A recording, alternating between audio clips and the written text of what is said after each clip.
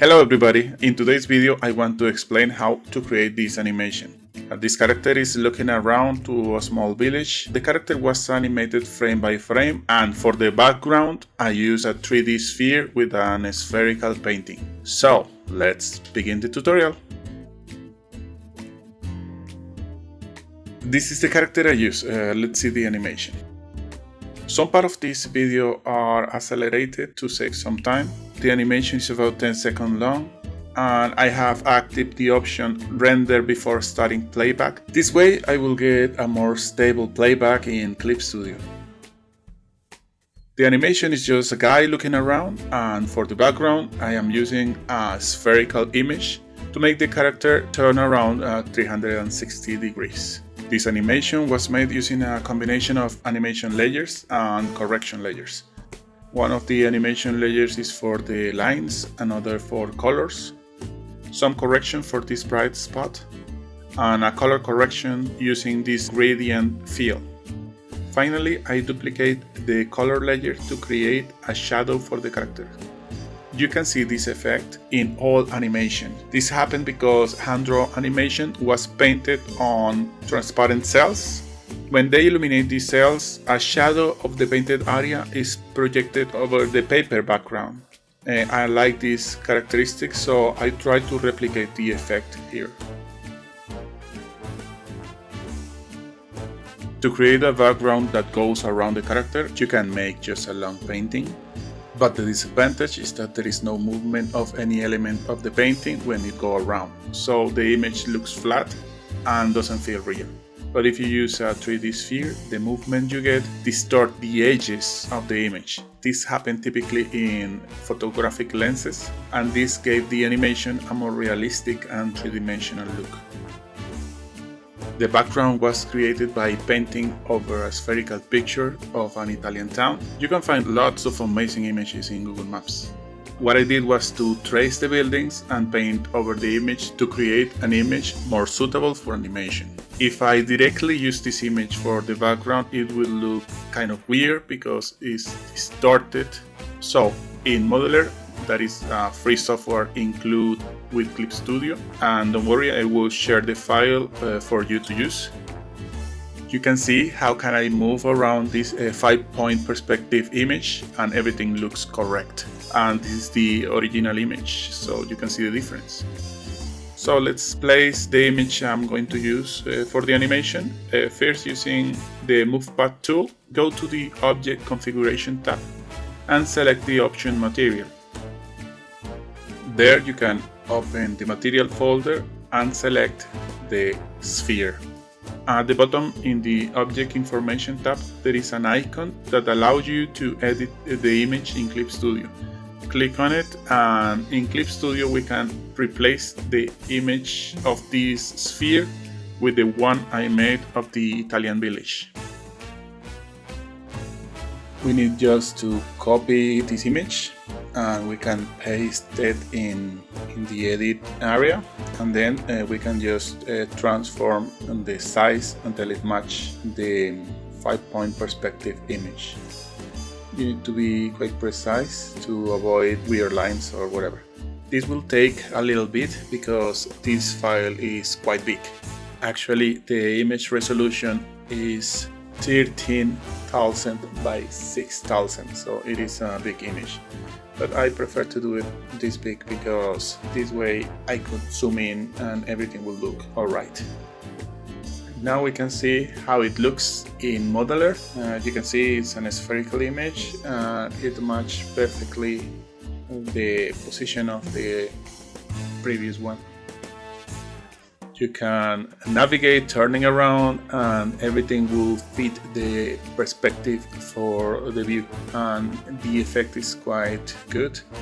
You can move around and everything will look like if you was static in a point and moving your camera around a scenery. Now we can register this material and it will appear in Clip Studio. We just need to go to Edit and Register as a new material. Let's give it a name like Italian Panoramic, and let's place it in this folder. It would take a little while to register because it's a big file.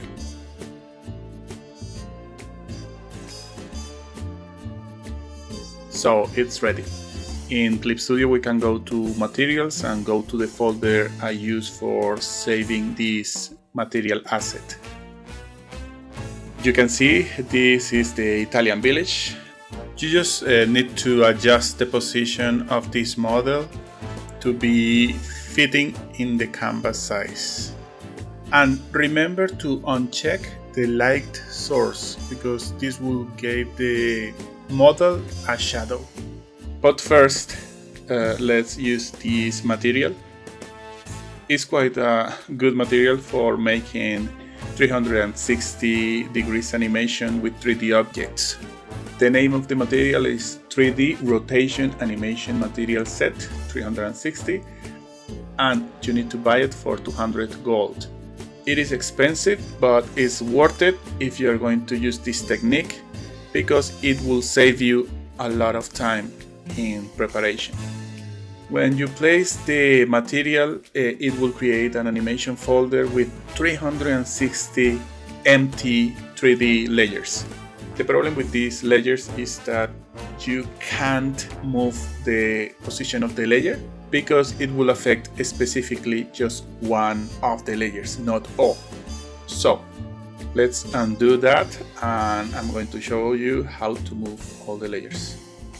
Go to Edit and change canvas size, and we're not going to move anything here, but we can move the canvas around. And I'm going to center the canvas and put the X in the lower part.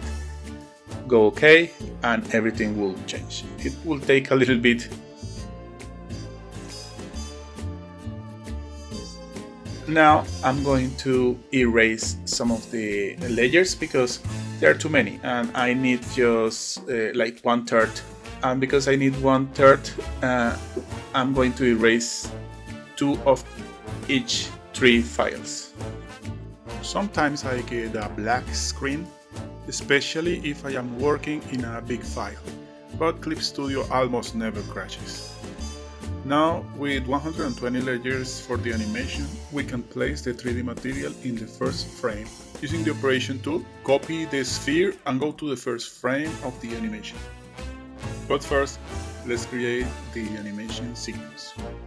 Create a new timeline with a playback time of 240 and 24 frames per second. Go to the first frame of the sequence and in Animation, Edit Track, select Batch Specific Cell. Here, just check this and change the number of frames to 2 and OK. This is because the animation of the guy is in 2s and the background needs to be at the same frame rate. In the first frame, paste the sphere. If the layer is not visible, click the wrench and go to Allocate. Change the object scale until it fits the canvas. This is okay for now, so we need to copy and paste this object in all the 3D layers. But the material we use has an auto action, and it's just for this. So, in Window, select the auto action. This is the auto action for the material. Just go to the first frame and press play, and the auto action will start. It will take a bit to complete because what it's doing is copy and paste the 3D layer 120 times. Now the animation is ready. We can play to see the animation. But there is something I don't like.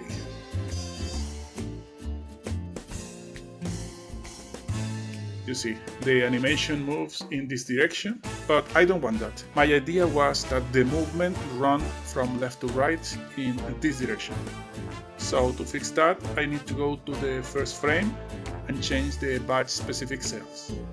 The number of frames is 2, and we need to change the start frame to the last one and the end frame to the first one.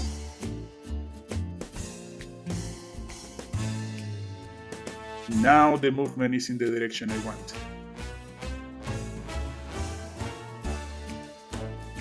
I want to show you something in the auto action. I create this action to raster all the 3D layers. I'm going to show you how to create this action. First, create a new action.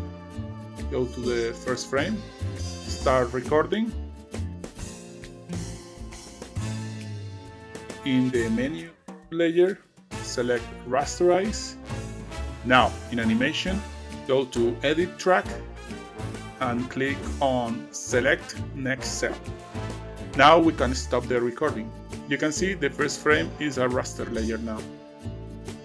We need to do the same for the rest. So select the object tool, go to the second frame and play the auto action several times until you finish the sequence. I did this because it's hard to transfer the sequence of 3D objects, and it is faster and easier to transfer the sequence as an image sequence to the main animation file I am working on. This is the last layer, so we can close the auto action window.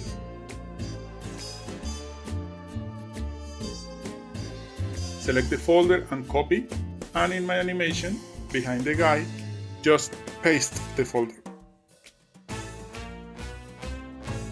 The position of the sequence is not in the right place, so to fix this, let's find the animation folder in the timeline.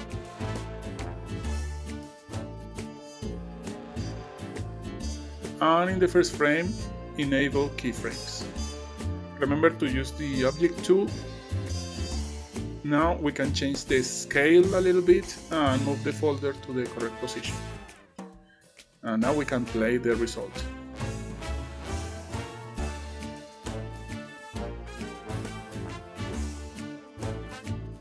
Well, this can be the end of the tutorial, but I feel I will cheat if I don't explain how this 360 material works. So get ready to high school math.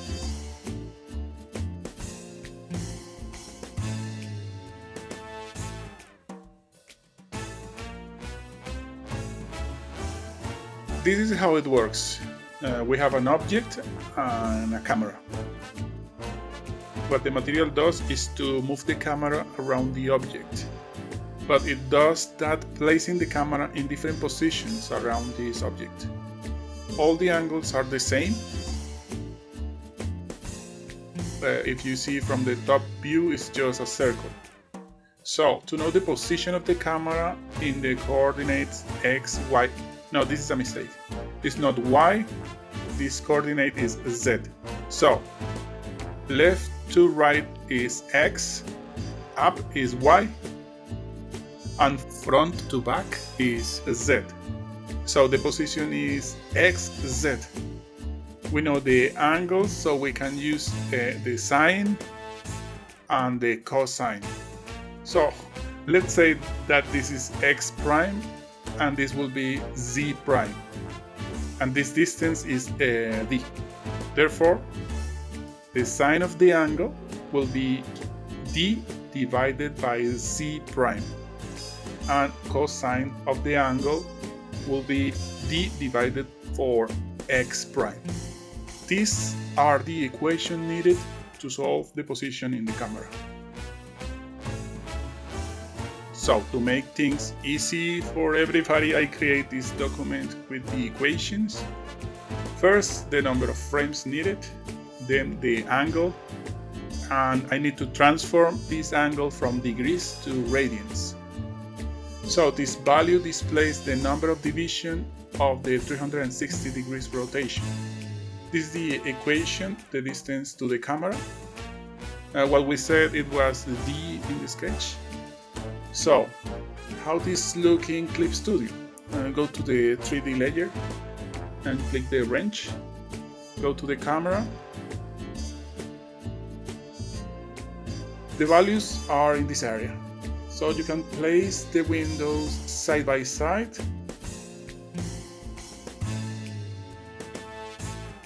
In the camera, let's change the value of y in the focal point and in the camera position. The distance we are using is 5000.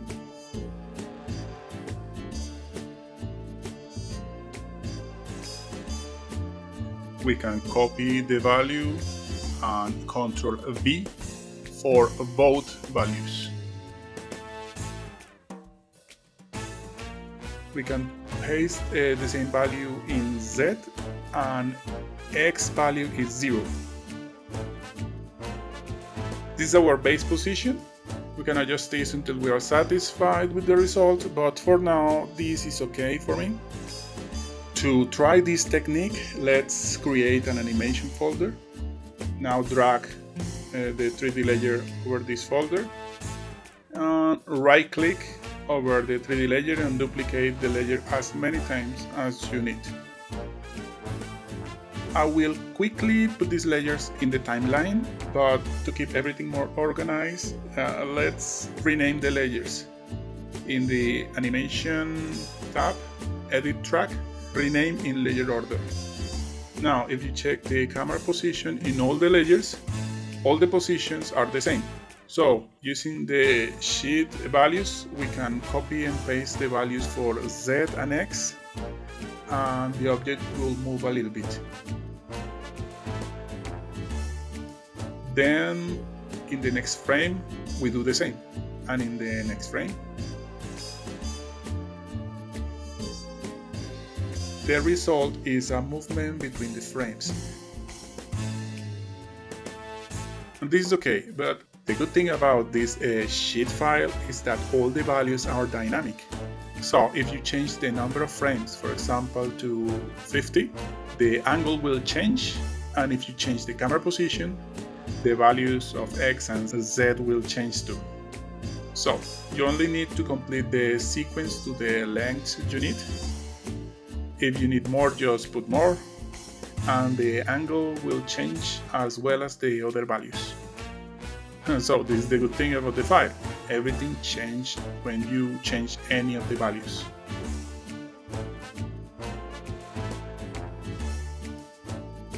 And this is the end. This is how to create an animated spherical background in Clip Studio Paint. I feel it's a useful technique, especially for backgrounds and even for 3D characters, like the ones I use as reference for running or walking. I hope you find this tutorial interesting at least. I'm sorry for the delay in my content, but I have been busy with my day job. I hope this is the kind of content that you people find useful, and see you in my next video. Bye!